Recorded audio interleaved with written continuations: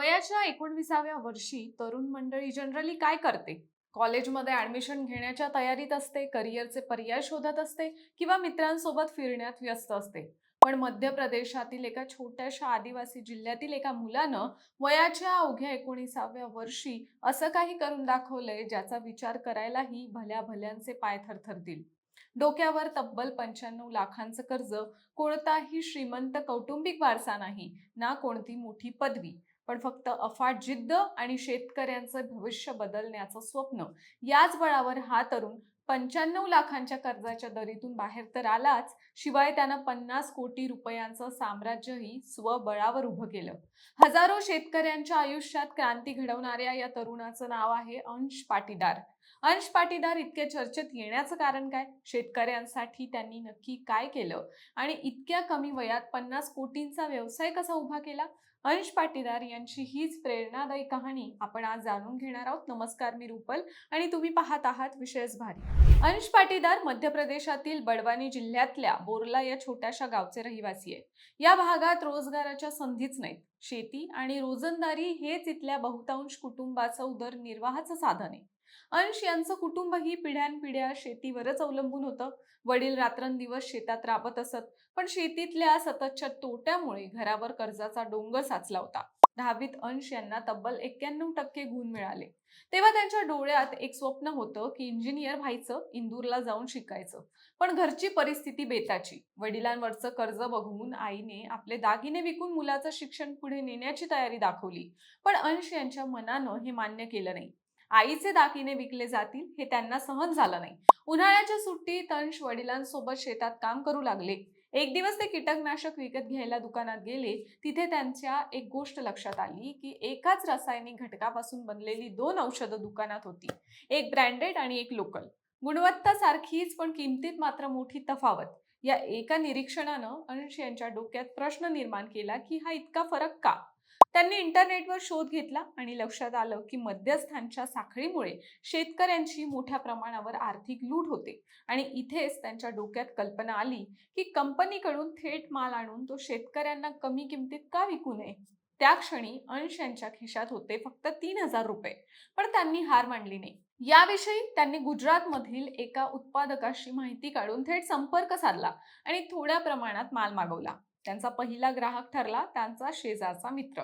काही दिवसांनी त्या मित्राच्या वडिलांनी औषधाच्या परिणामांचं कौतुक केलं आणि इथूनच अंश याचा आत्मविश्वास वाढत गेला.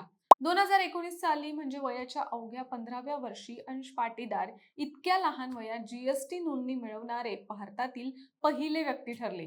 पण हे सगळं सोपं नव्हतं. शाळा सुटल्यावर दुपारी ते सायकलवर बसून आजूबाजूच्या गावांमध्ये फिरत, शेतकऱ्यांना कीटकनाशकांची प्रात्यक्षिकं दाखवत, रात्री 9 वाजेपर्यंत काम करत आणि त्यानंतर रात्री 1 वाजेपर्यंत अभ्यास करत असत.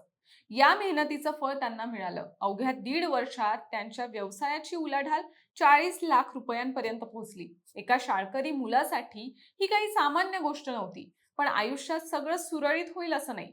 इंदूरमध्ये एका स्टार्टअप कार्यक्रमाला हजेरी लावल्यानंतर अंश यांना टेक्नॉलॉजी क्षेत्रात काहीतरी मोठं करण्याची प्रेरणा मिळाली. त्यांनी ॲग्रोस्टँड नावाचं एक डिजिटल प्लॅटफॉर्म सुरू केलं.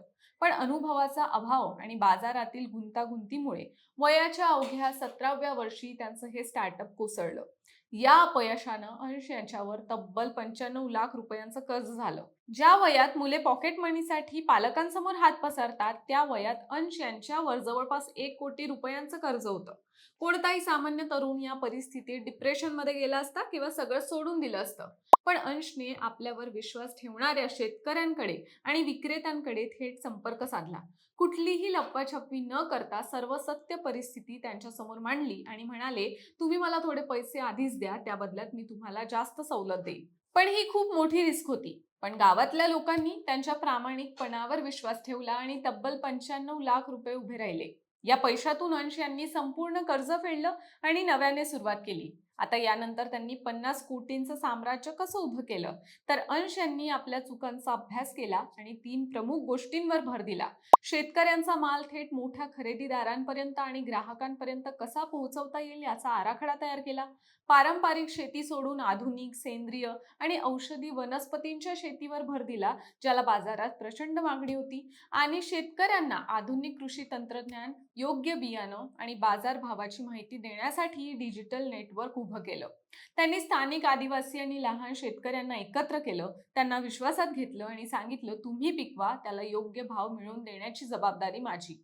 त्यांची ही नवी रणनीती कामी आली. शेतकऱ्यांच्या मदतीनं तयार केलेल्या उत्पादनांचं मार्केटिंग इतक्या प्रभावीपणे झालं की बाजारातून मागणीचा ओघ सुरू झाला. अंशने सुरुवातीला थोडे थोडे पैसे जमवून कर्जाचे हप्ते भरायला सुरुवात केली. एका बाजूला 95 लाखांचं कर्ज हळूहळू कमी होत होतं, तर दुसऱ्या बाजूला त्याच्या व्यवसायाचा टर्नओव्हर झपाट्याने वाढत होता. अवघ्या काही वर्षात अंशने ते 95 लाख रुपयांचं कर्ज पूर्णपणे फेडून स्वतःला पूर्ण कर्जमुक्त केलं.